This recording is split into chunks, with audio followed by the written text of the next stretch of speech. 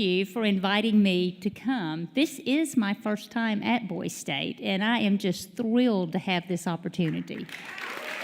Very much so. I tell you, the crowd that I'm seeing right now in front of me, you're not an ordinary crowd.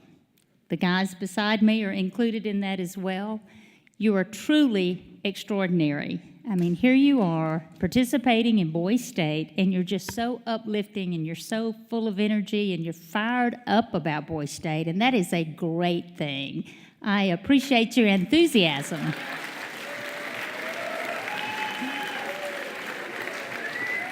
Wow. I just need a little bit of that energy. If you have any left over, send it to Brookhaven. I need it. But I do appreciate the introduction. As he said, I'm down from Brookhaven. Brookhaven is in the southwest corner of Mississippi.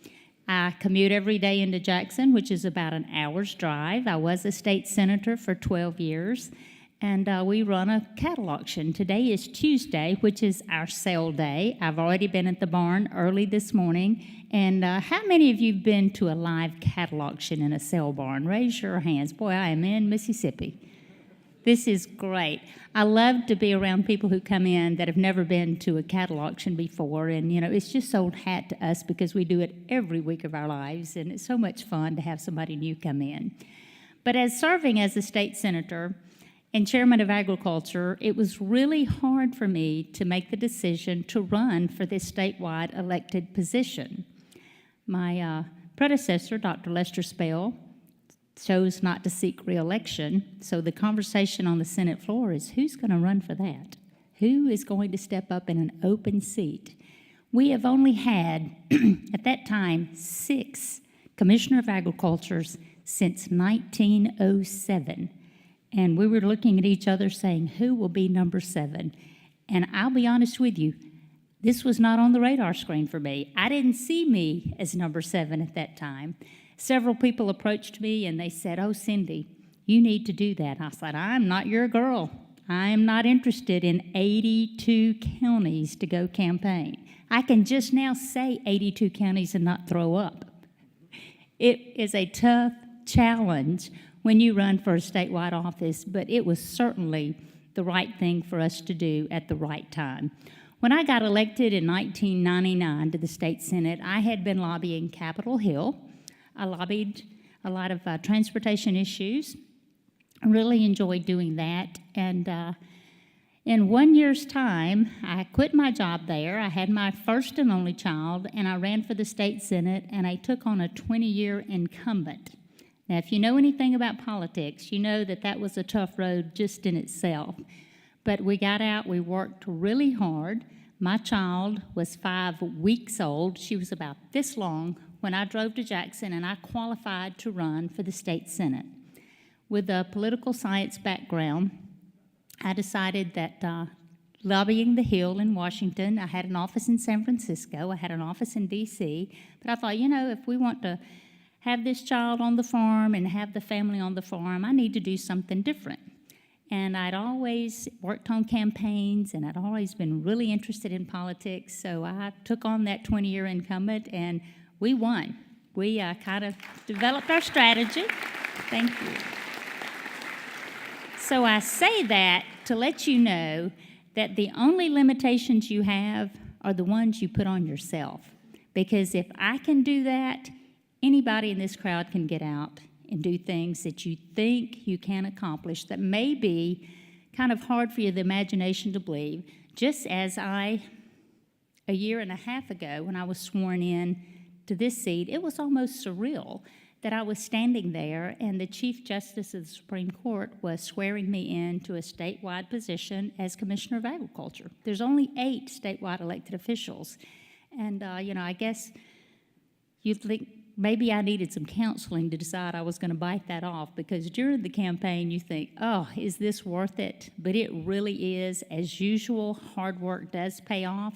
But let me tell you about the Commissioner of Agriculture position. I've told you a little bit about myself. Let me tell you about my job and what I do. There are only 11 commissioners in the United States that are still elected. Most of them are appointed by the governor of their state or an official of their state, most of them the governor. So there's only 11 that are elected, and most of those are in the southeast corner of the country. You know, as Southerners, we still like to elect our leaders down here. But there's very few there's been one other woman that was ever elected to the Commissioner of Agriculture's position, and that was in Texas. And I'm the second one in the country that's been elected. You're so kind. Most people look at that as a man's job. I got a little bit of that on the campaign trail, but not very much. When I got elected to the state Senate, there were 4 females on the Senate floor out of 52 senators. I was very welcomed, and I have received a very warm welcome in this position as well. Just last week, I was in Orlando with the Southern commissioners, and I, as usual, was the only girl in the room, but it worked out great. In every state is a little different of how the Commissioner of Agriculture's operate. A lot of them have forestry in their department. I don't have that at the Department of Agriculture here in our state. That's a separate entity unto itself, the Forestry Commission. But we are mainly a regulatory agency. We regulate many things in this state, many things you may not realize. We are in charge of all the petroleum in the state. We calibrate gas pumps. When you stop and get gas next time, look at that little sticker on there of the state of Mississippi, and you'll see my name on that sticker. We make sure that you get a gallon of gas for the gallon you pay for, that the pump's not rigged and you get almost a gallon of gas. We are definitely a consumer protection agency in many fields, but we make sure the octane level is correct, that the flash points are correct, and we inspect about 80,000 gas pumps a year under the Department of Agriculture. A lot of people aren't aware of that. We have a Metrology Lab with weights and measures at Alcorn State Universities where our lab is housed, and all the scales in Mississippi are calibrated by the Department of Agriculture, whether they're at the lumber yard, the stockyard, at the post office when you weigh your stamps, or at the jewelry store if you're selling your gold. All the scales, and in the grocery store when you weigh your grapes, those are calibrated by our department. We wear many hats. We have an ag theft division. I have 9 investigators throughout the state that if you have your tractor stolen, equipment stolen, your scrap metal stolen, your livestock stolen, or your horses stolen, we have investigators that go out and they investigate that and they get it trial ready, and we have a really good success rate of recovering items. It's just so personal for a farmer to get his tractor stolen. You can steal his truck, you can even steal his wife, but don't steal his tractor. He gets real upset about you stealing that tractor. But we go out and we make those recoveries. And just not far from here, we had a big theft ring that we uncovered a few weeks ago. We're over the Dixie National Rodeo in Jackson, over the fairgrounds. A lot of fun there. I ride out on a horse every night and twice on Saturdays, and I welcome the crowd. I bring out the dignitaries. I've gotten to where I bring them out in a wagon. When I first got elected, everybody said, what's she going to do differently? Well, normally the commissioner would ask all of the statewide elected officials to ride out on a horse at the rodeo so they can welcome the crowd one night. I did it for 8 years as chairman of AG. But can you imagine Delbert Hoseman riding out on a horse? I just thought, I can't see Delbert doing that. Now, Lynn Fitch is a great rider. She can do that. Mike Cheney, the commissioner of insurance, he's not so hot about riding a horse either. So I decided we're going to get a wagon. We're going to bring them out with their families, their children, their grandchildren, and we have a lot more participation now that they found out that there's a wagon and they're not going to be put on a horse that maybe hadn't been ridden very much, because they don't trust me a whole lot when it comes to horses because I know them all too well, and we have fun together. But we're on the fairgrounds. Is about 105 acres down there. We have an equine center. We have the trademark center. And we have a lot of things going on the fairgrounds. That's under my umbrella as well. We have the Ag Museum out on Lakeland Drive. We have a lot of visitors there. We're working really hard right now to update a lot of that out there. I've got someone that came in, gave us a master plan. We're working on really making that a showcase for the state, that anybody that's interested in agriculture can come to the Ag Museum and really get an experience there of what agriculture has been in the past, what is currently, and maybe a glimpse of what it will be in the future. Here at Mississippi State, we have the Bureau of Plant Industry. Right here on campus, I'll be there tomorrow. We have a staff meeting there. We're over all the pesticides, insecticides, the fertilizers, the seed, anything that is sold in Mississippi or distributed or applied, like the pesticides. They're regulated by the Department of Agriculture. They have to be tested. They have to make sure that the labels are right, that if that label on that bag says that it'll grow tomatoes 10 feet tall, it better be growing tomatoes 10 feet tall, because we have to have that verification and proof that the research is backing the claims that are on the package that it's sold in. So a lot of that is done right here at Mississippi State, which is a little separate from our Jackson office, but we still have staff here, and John Gordon Campbell is the director here and does a great job up here. He is a young man such as yourself when he decided that he wanted to go in this ag field. So a lot of what we do is not really about wheat, rice, soybeans, and corn. It's about the regulatory sector of what we do. But we do a lot of promotions. We have a farmers market in Jackson. It's the state farmers market. We have about 3,000 people that come through. Right now, we have a lot of challenges in agriculture. We are having to produce more food to feed more people with less farmers. And by 2030, we're going to have to increase the production of what we're doing right now by 50% to meet the demands. It is amazing the challenges that we have. How many of you know that the areas that used to be farmland and now they're growing houses, subdivisions and things like that? So we're losing the amount of farmland that we had at one time. And we're just having to really get creative to meet that production. But agriculture's up to it. One thing about farmers are so resilient. You know, they can fix anything. But farmers are pretty quiet. Normally the farmers that I know and grew up with and the ones that I work with now, a lot of times they don't toot their own horns. They need someone else to go out and really brag on them and toot the horns, because, you know, we have the safest, most affordable food here in the United States than any other country. That is great. We spend less than 10% of our income on food. A lot of countries, they spend over 50% of their income on food. So farmers get it right. They've been doing it right for a long time, and they deserve the recognition they have. How many of you have seen the Farm Families of Mississippi Farm Bureau commercials? Is that not great? That is a great program. It kind of makes you realize, make the connection there, as I call it, from the gate to the plate. I say so many people are so far removed from the farm that when you hit the drive-through, you get that sandwich and you're getting your lunch and you unwrap that sandwich in that wrapper, it never really calculates with most people of who grew this? Where did this come from? You know, who grew the wheat that got this bun here? What beef production farm grew the beef here that I'm about to eat? It never really registers because we're so spoiled. We have it everywhere. We don't have to worry about when we go get something to eat tonight that it's going to be safe to put in our mouth. We know the inspections are done. We know that the people are taking care of business.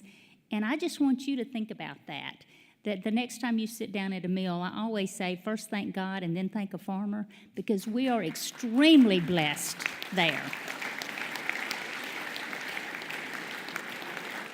So always make that connection and, make those farmers feel appreciated. That's part of my job that I do, and I love to be able to go around the state and promote them. A lot of the issues we're facing right now is kind of the right to farm, is you have organizations that they get a little extreme. They look at me and they say, Sanderson Farms or whoever, they murdered 20,000 chickens today. They're killing our poultry. Well, that's what we eat. That's what we provide for the people of this country. So we will have that safe meal. The animal rights groups that really do not get production agriculture, no one loves their dog any more than I do. No one loves their small pets any more than I do. But there is really a great movement right now of people of the extreme that come in and they like to get involved, they like to protest the things that we are doing in production agriculture. And, it's an easy argument to win. It's just reality. I just say, well, where did you get the leather those shoes that you're wearing are made of? Just think about what you're saying. But Mississippi is a very farm-friendly state. The folks that come in and they do the demonstrations, they do the marches, and they get active, normally they're from out of state. They'll land at Jackson Airport. They'll come to the Capitol, and they want to protest of what's going on in production agriculture. And, we just throw them out on their heads on most occasions and let them know that, we're here to feed the world. And that's what we're going to do. But nothing against any particular groups. It's just, we have to get this ag production right, that we're here to feed America. We have a new magazine out that I'm really excited about. That is the very first one. I wished I had 369. I couldn't get them all in my car. But if you want one, you can call our office at the Department of Agriculture, and we'll be glad to make sure you get one. But it features Mississippi farmers through the eyes of a farmer. It talks about the fastest growing tourism in the country is agritourism. We have a lot of farms that are bringing the city folks, the urban dwellers out, that they get so excited that they've never seen this stuff grow before. And they have fee fishing, fee hunting, a lot of things that farmer can have extra income that brings onto the farm, which gives the experience to those that have never been on a farm before. That's a very fast-growing aspect of Mississippi tourism, and we're really excited about the things that we have some really good ones throughout the state. One of the things that most people don't know about in Mississippi, and I don't know why it's such a secret because it's a great event, on the Gulf Coast we have the Hunter Jumper Winter Classic in February. We have like 4,000 horses that come through. They're the huge hunter jumpers. They FedEx these horses in from all over Europe. We have 5 Grand Prix on Sundays, 5 every Sunday for 5 weeks. We have a Grand Prix, and the winner, when I was there the last time, had FedExed his horse from Argentina. I just think, how much does it cost to FedEx a horse from Argentina? But they send them into Gulfport. They fill up 1,200 hotel rooms for 28 days. And this is just a phenomenal event. It's kind of like the Kentucky Derby of Mississippi. And we're trying to really bring awareness to that and get some more folks down there during that time because it is a wonderful event. I got to put the roses around the horses of the winner's circle the last 2 years. I got to do that, which was a great, great thing. I have the best job in state government. I mean, I have the fair, I have the rodeo, I have the circus, the Ringling Brothers Barnum and Bailey Circus, which is a great aspect of my job. I have a great fun job. I look at the other positions that so many people are interested in, like the Department of Insurance, and I think, my job's a lot more funner than yours is what I tell them. And the Attorney General or the Lieutenant Governor, whatever it is, I said, I have the fun job. I have the fun stuff. But just a little bit of my job is that fun stuff. The big part is the regulatory part that I've talked to you about already, that we're kind of the police of the things out there. One of the things that you may have read in the headlines not long ago, the elephant with Barnum and Bailey Circus, Ringling Brothers, was shot in Tupelo, Mississippi. Did you hear about that? Do y'all remember reading that? I was just devastated when that happened. When they were in Jackson, across from my office, I got to go down there and I played with the elephants every day. They were there 5 days, and I got to go down there and I played with the elephants. They had 3. Carol, the one that got shot in Tupelo, was 42 years old. They only use female elephants in the circus.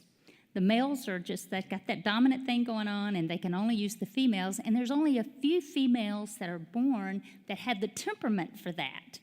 Last week, I was in Orlando, Florida, and I had called down there, and I had apologized to Ringling Brothers that the elephant, that horrible thing happened to them in Mississippi. I said, I'm the Commissioner of Agriculture. You came to our Coliseum, and I just want to say I am so sorry that unbelievable event took place in Mississippi. And he said, well, when you come to Orlando, we have a conservatory for retired circus elephants.